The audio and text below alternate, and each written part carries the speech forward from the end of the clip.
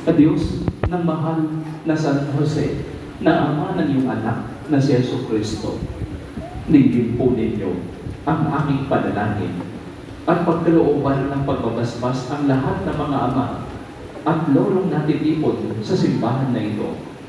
Basbasan mo po sila ng lakas na nagmumula sa iyong banal na Espiritu, sapagkat sa pamamagitan nila, natutunan ng mga anak at apo kung paano tumayo at lumakad, kung paano magsalita at maglaro, kung paano makalapit sa iyong banal na harapan sa pamamagitan ng tapat na pananalangin.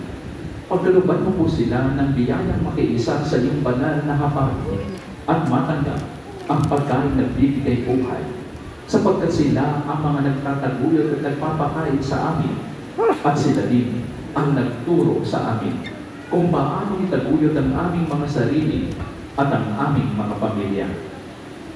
Pagkaluban mo po sila ng kalusugan at kapayapaan, ng ganap at kaligayahan, at ng pagkakataong kami kanilang may pagmalaki bilang mga anak.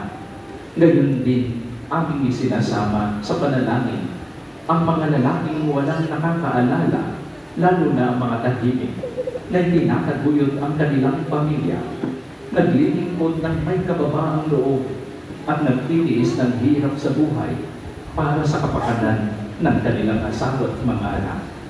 Amen. Magsipo muna po.